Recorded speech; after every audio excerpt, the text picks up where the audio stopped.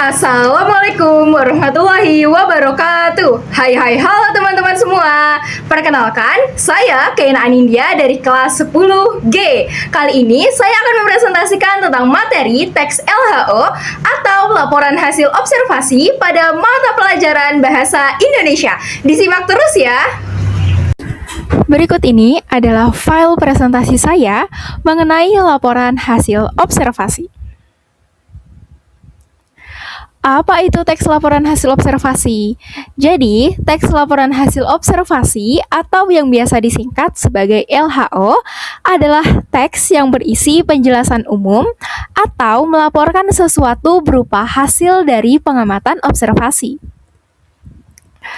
Tujuan dibuatnya teks laporan hasil observasi yaitu yang pertama untuk mengatasi suatu persoalan, kedua mengambil keputusan yang lebih efektif, mengetahui perkembangan suatu hal, dan melaporkan tanggung jawab sebuah tugas.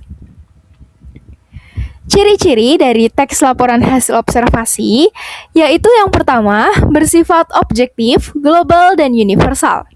Kedua, objek yang dibahas bersifat tunggal atau hanya membahas satu objek saja.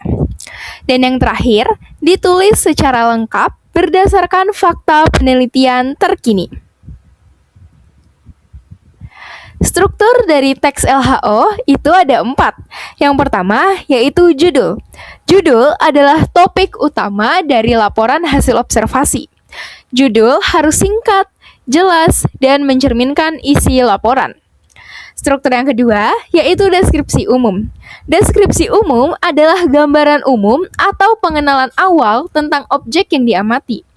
Biasanya mencakup definisi benda, jenis, atau klasifikasi benda, serta ciri-ciri umum yang ada pada benda tersebut. Struktur yang ketiga yaitu deskripsi bagian. Deskripsi bagian adalah uraian rinci mengenai ciri-ciri, perilaku, kondisi fisik, habitat, dan hal-hal spesifik lainnya dari objek yang diamati. Bagian ini bisa saja terdiri dari beberapa paragraf, tergantung seberapa panjang penjelasan atau pembahasan mengenai objek yang diamati. Struktur yang terakhir yaitu deskripsi manfaat. Deskripsi manfaat berupa rangkuman atau penjelasan manfaat singkat dari objek yang dibahas pada teks LHO tersebut. Kira-kira ada tidak ya kaidah kebahasaan pada teks LHO?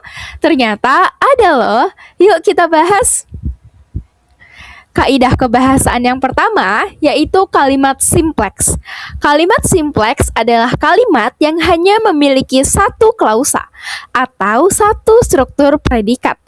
Fungsinya hanya untuk menginfokan satu peristiwa saja.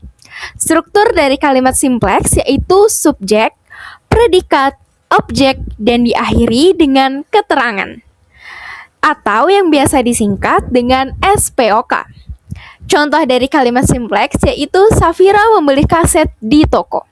Safira adalah subjek, membeli adalah predikat, kaset adalah objek, dan di toko adalah keterangan.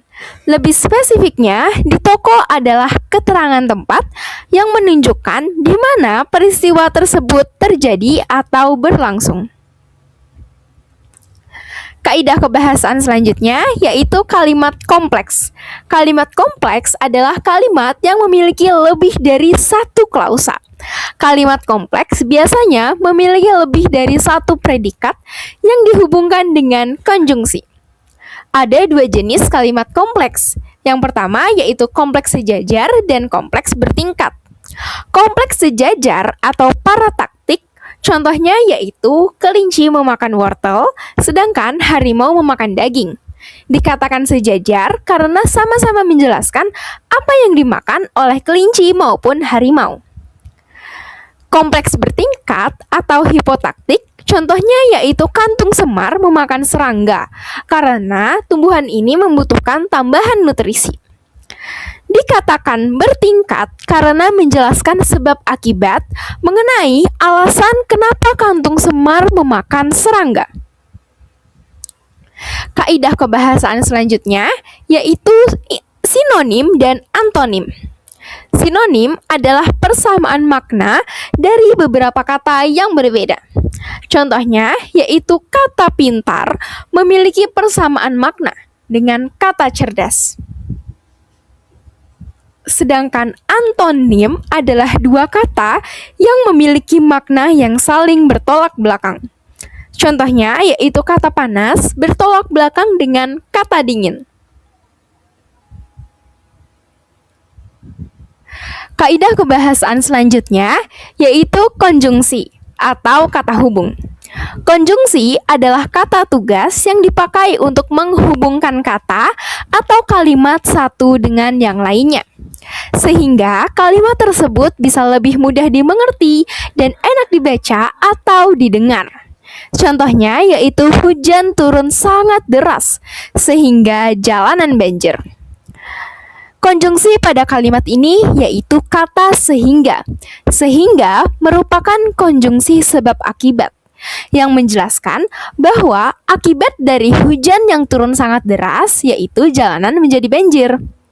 Contoh selanjutnya yaitu kita akan lulus jika rajin belajar. Konjungsinya adalah jika.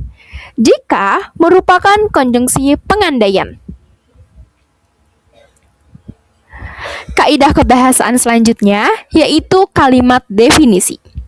Kalimat definisi adalah kalimat yang memberikan penjelasan umum tentang suatu objek yang biasanya berupa istilah teknis atau ilmiah. Kalimat definisi umumnya menggunakan kopula, yaitu kata atau frasa yang berfungsi untuk menghubungkan subjek kalimat dengan pelengkap atau penjelasannya. Contoh kopula yaitu ada, adalah, yaitu, merupakan, dan lain sebagainya.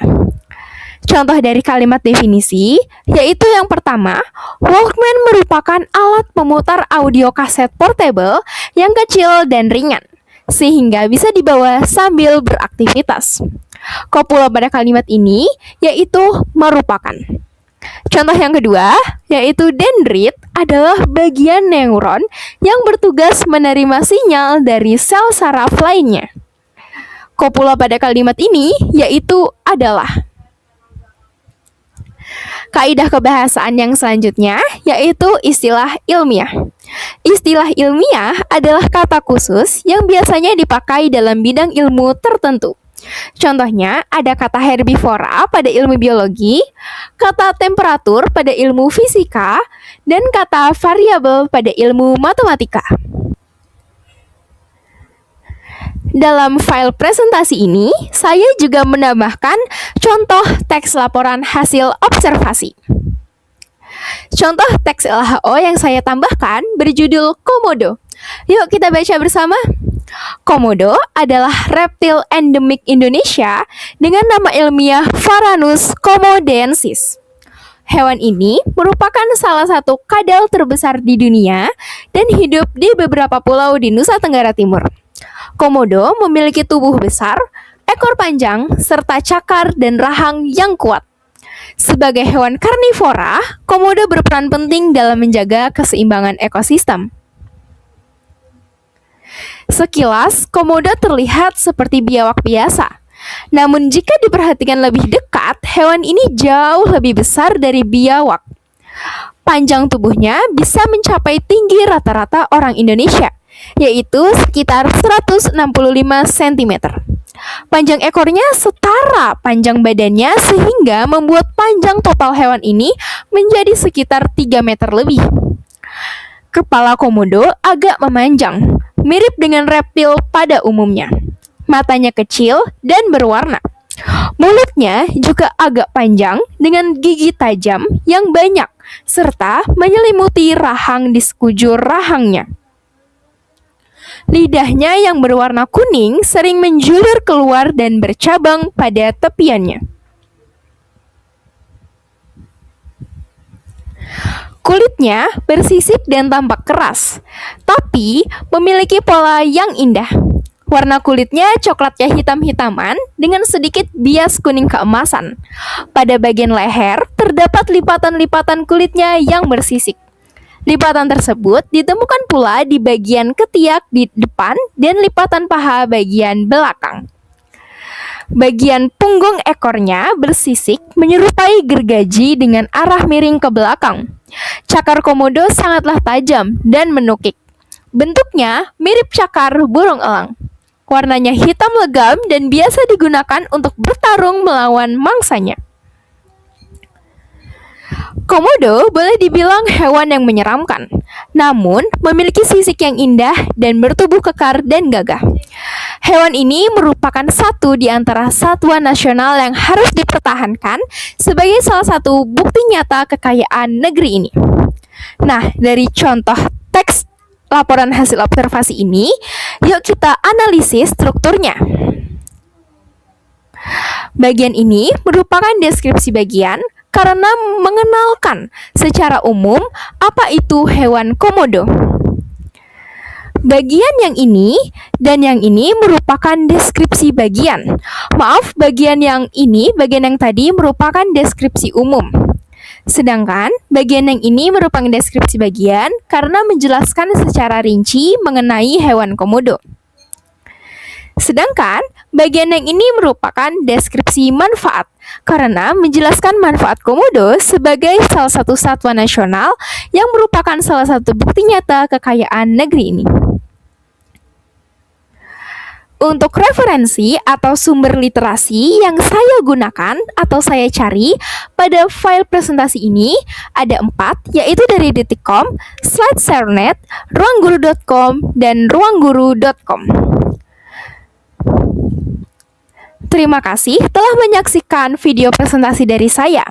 Saya mohon maaf apabila masih terdapat banyak kekurangan. Sekian, wassalamualaikum warahmatullahi wabarakatuh. Sekian presentasi dari saya. Terima kasih atas perhatian teman-teman. Mohon maaf apabila ada kesalahan. Wassalamualaikum warahmatullahi wabarakatuh.